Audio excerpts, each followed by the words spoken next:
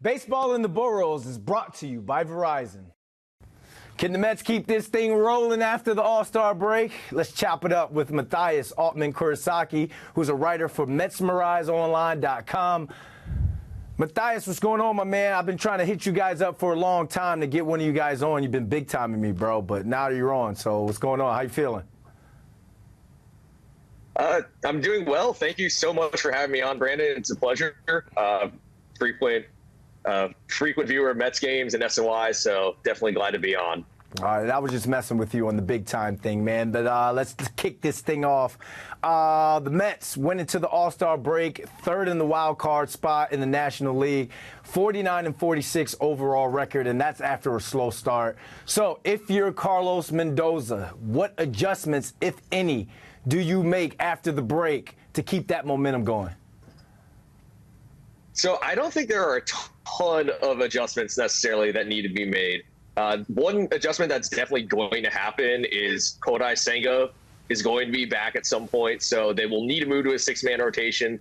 So that probably means they have to move either Christian Scott back to AAA or keep him up but sort of piggyback, maybe put Adrian Hauser behind him or Jose Butto behind him. Someone has to get moved to the bullpen or sent back to the minors. And the other adjustment I'd make is maybe bat Mark Vientos or Francisco Alvarez higher in the lineup sometimes. You know, a lot of times I see he bats DJ Stewart or Tyrone Taylor in the fifth spot, which, I mean, they are fine players, obviously, but they aren't necessarily middle of the order bats. I mean, DJ Stewart has a 209 slugging percentage since May 1st.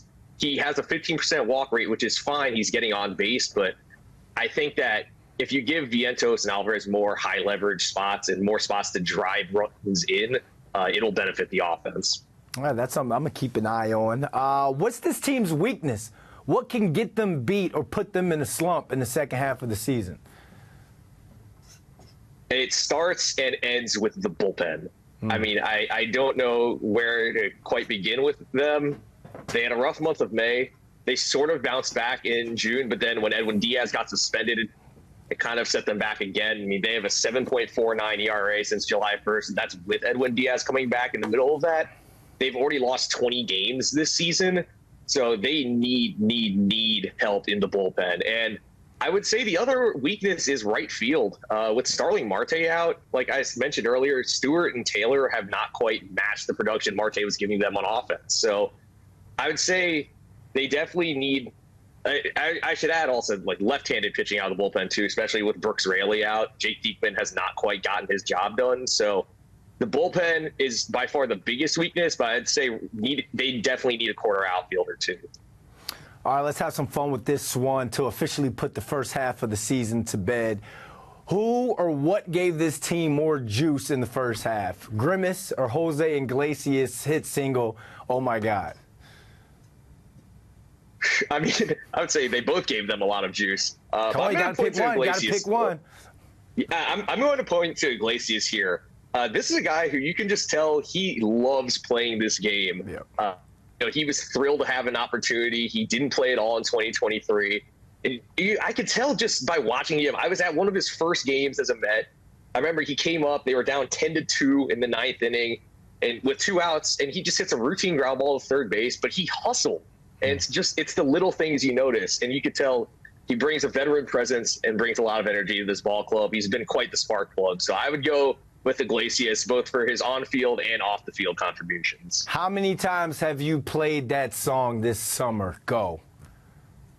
I don't know if I have an exact number because it's that high.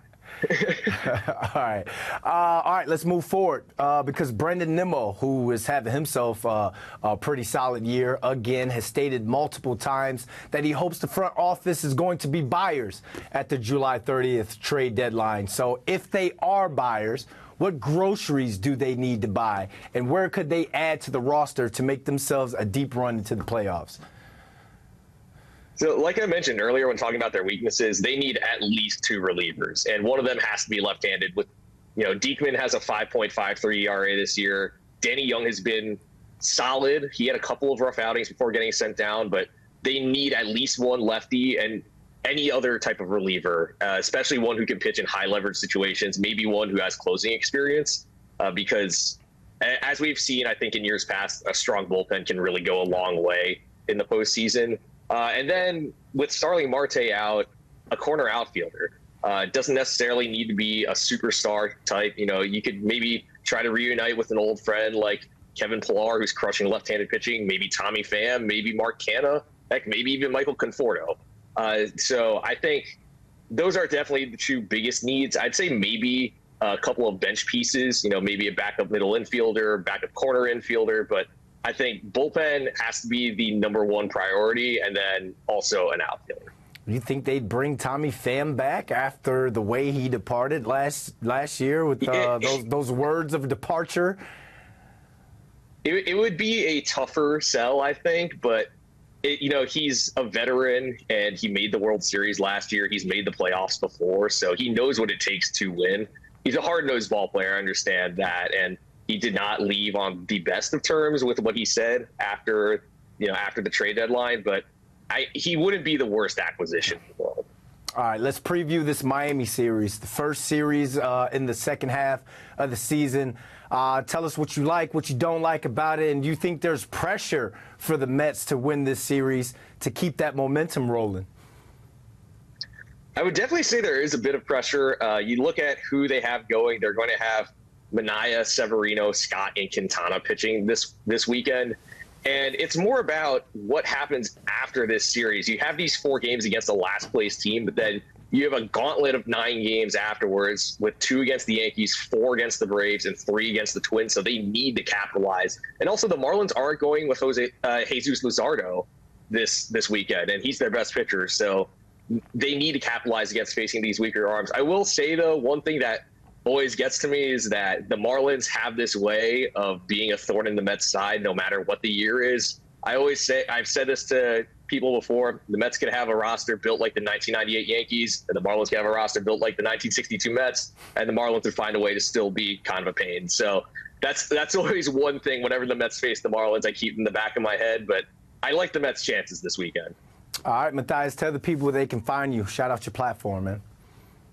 Yeah, you can follow me on Twitter at Mathias_A_K. You can follow me on Instagram at Mathias_A_K0418. Dude, what's with the underscores in the screen names?